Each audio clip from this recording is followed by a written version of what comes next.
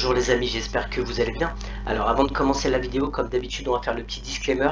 Je vous rappelle que je ne suis pas conseiller en investissement, je vous présente juste mes investissements sur différentes plateformes et l'évolution de ces investissements au fil du temps. Alors aujourd'hui je vais vous faire un petit peu la récap, on est le 22 septembre, une petite récap actu crypto sur le XRP et sur STX. Voilà. Donc depuis les nouvelles de la Fed, il y a 2 jours, au niveau des actions en bourse, ça a pas mal chuté. Par contre, pour ce qui est du marché crypto, ça n'a pas trop bougé. Ça avait chuté un petit peu juste après. En tout cas, le XRP se comporte correctement. Et actuellement, on est à 0,51. Pour le BTC, on est à 26 648. Stellar 0,11 et Hedera 0,05 et Quant 90. Hier il était à 87 je crois. Ça peut être intéressant s'il continue à descendre. Bon là il remonte un petit peu, mais s'il continue à descendre ça peut vraiment être intéressant, une grosse opportunité je pense pour moi sur Quant. En dessous de 100 $, pour moi Quant c'est vraiment une grosse opportunité. Donc on va commencer tout simplement par STX. Voilà, et je vais juste, donc la vente, le pré-listing est terminé, tout s'est vendu hyper vite et maintenant on doit attendre le listing sur les exchanges.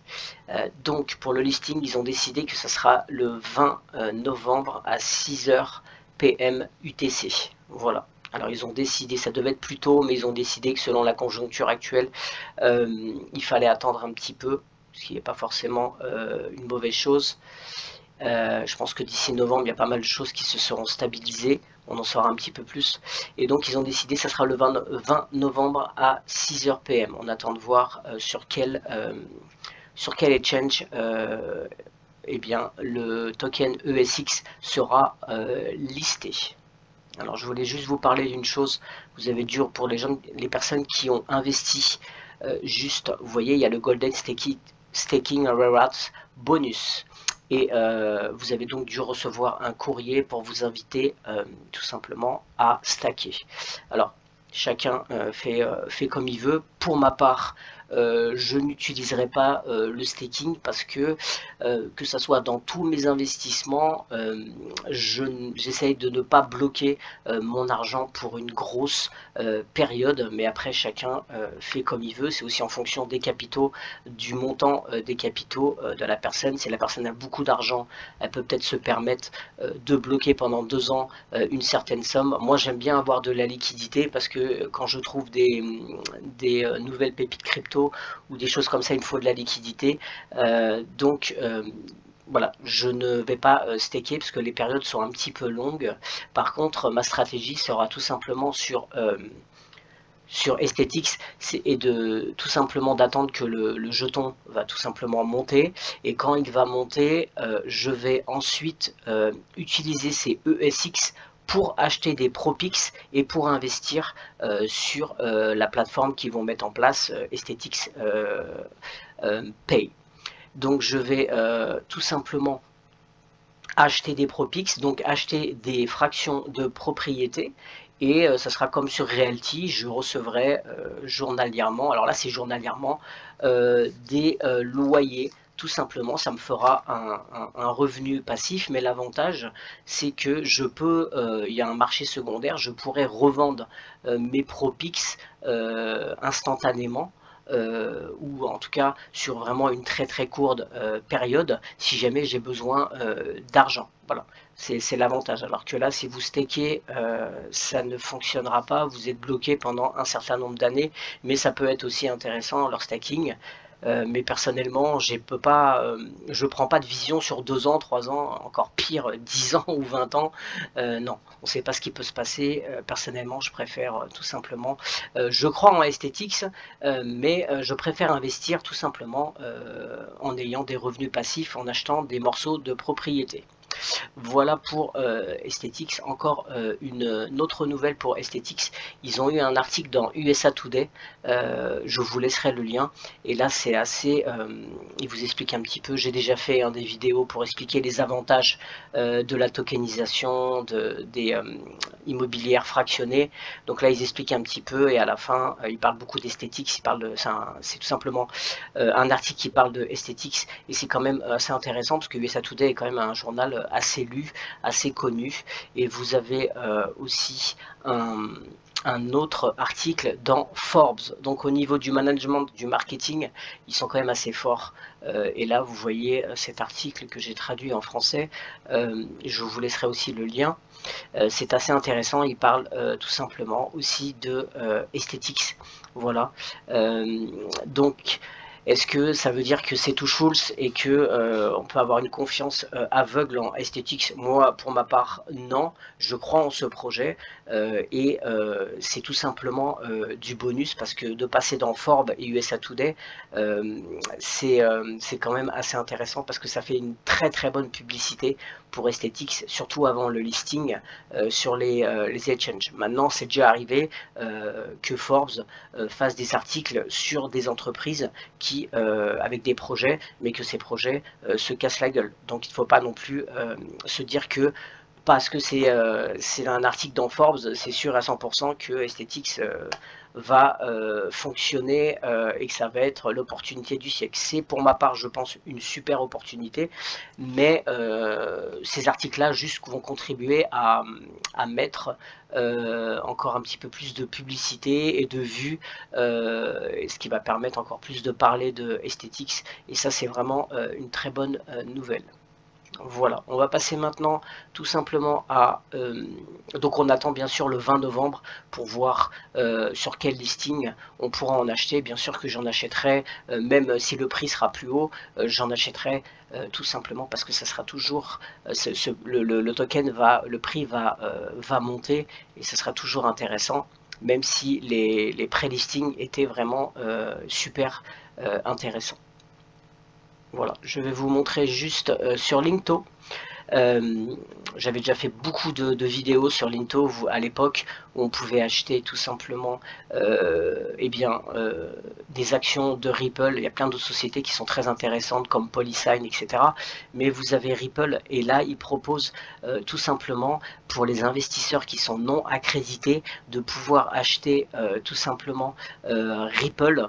L'action Ripple, il faut en acheter pour 2500 $. Donc avant c'était 5000, maintenant c'est passé à 2500. Donc c'est assez intéressant et surtout vous n'avez pas besoin d'être accrédité pour pouvoir acheter. Alors les actions sont actuellement à 54 $, donc vous allez en acheter 49 il faut savoir qu'il y a quelques mois c'était à 30, je crois que c'était 32 ou 34 $.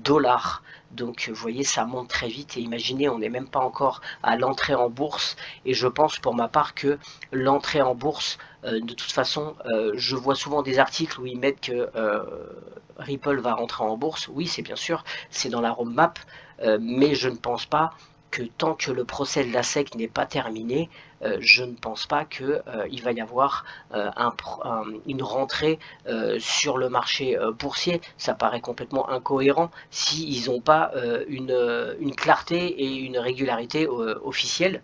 Je ne vois pas comment ils peuvent rentrer, c'est vraiment trop risqué. Donc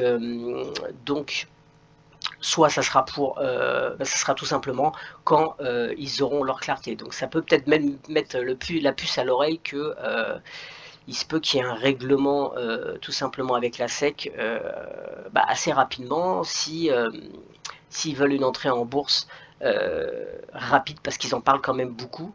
Donc à voir. En tout cas, tant qu'il n'y a pas de règlement avec la SEC, personnellement je ne vois pas d'entrée en bourse, et à la limite tant mieux parce qu'on peut acheter les actions Ripple moins cher en attendant.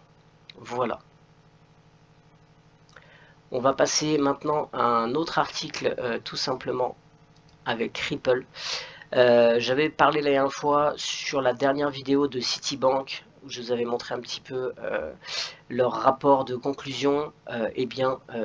Là c'est la fintech romande Metaco signe avec la grande banque américaine Citigroup.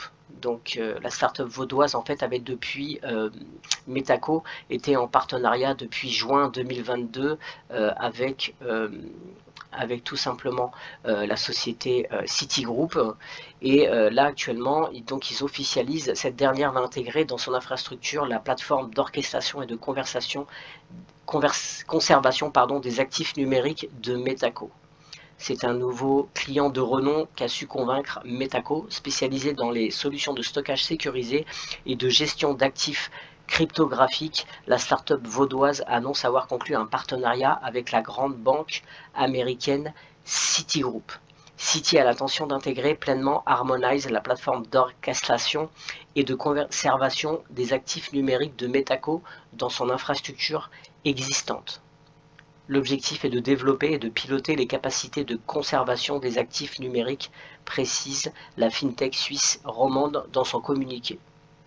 Ce partenariat stratégique permet à Citi d'étendre ses capacités existantes aux actifs numériques, tout en tirant parti de son modèle technologique, opérationnel et de service actuel.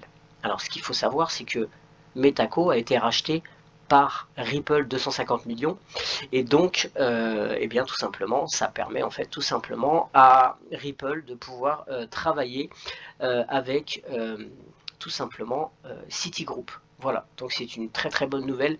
La toile d'araignée continue, il continue à s'implanter partout, soit en rachetant comme la dernière fois on a vu avec les licences, en rachetant tout simplement comme Fortress Trust, etc.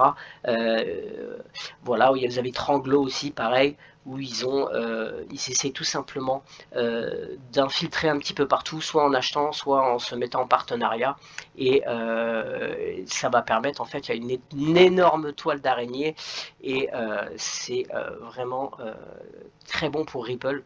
Ça va permettre tout simplement d'avoir un ensemble et de pouvoir gérer tout un écosystème en fait, tout simplement dans la crypto. Voilà, une dernière chose pour Ripple, on va aller voir, ça c'est Jack the Rippler qui met une vidéo, effectivement c'est tout simplement une publicité Ripple, on va la regarder, elle est très bien faite.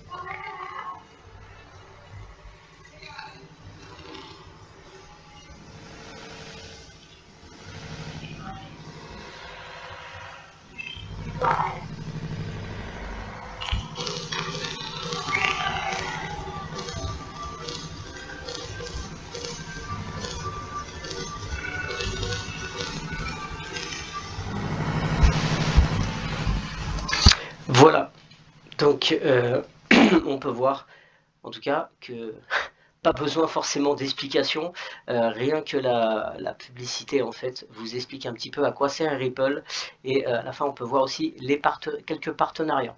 Voilà. Et bien écoutez, c'est tout pour cette vidéo. Si jamais ça vous a plu, n'hésitez pas à liker, à commenter, et à venir sur notre Telegram où vous avez pas mal d'informations. Voilà, à très bientôt, ciao.